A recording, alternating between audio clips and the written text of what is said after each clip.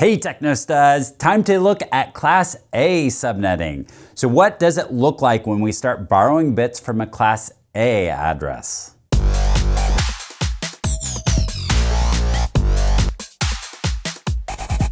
So once again, these charts are going to come in handy when we start subnetting. So let's do our last one for a Class A address so that way we can bring this into when we're doing our subnetting. Now, the process is just the same as we did with a Class C and the Class B. So you should start seeing the patterns come up, and you should be seeing the patterns. And the pattern is going to be similar with a Class A as well. It's just we're dealing with quite a few more bits. So I've already started filling out this table. You can see if we borrow 0 bits, there's the default subnet mask right there. It just renders us one network. It gives us a ton of different hosts.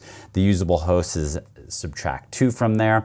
Then we went through, if we borrowed 1 bit from this, we would get a 255.128.0.0. We get 2 networks, and here's the number of hosts that we get from it. So go ahead and continue to fill out this chart. Go ahead and pause the video. I'm going to, you can fill this all out, and then you can hit play to see how well you did.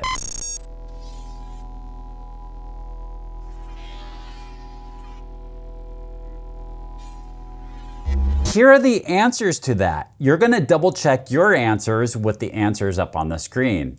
Go ahead and pause the video, check everything out, and then we will continue on.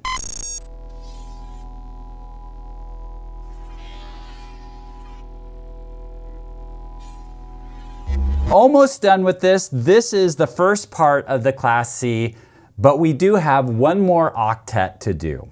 So here's our last octet, or the last 8 bits that we can borrow.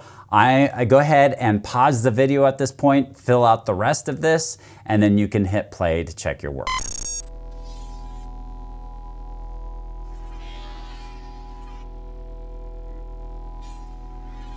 And here are the answers. Go ahead and hit pause, check your work to see how well you did.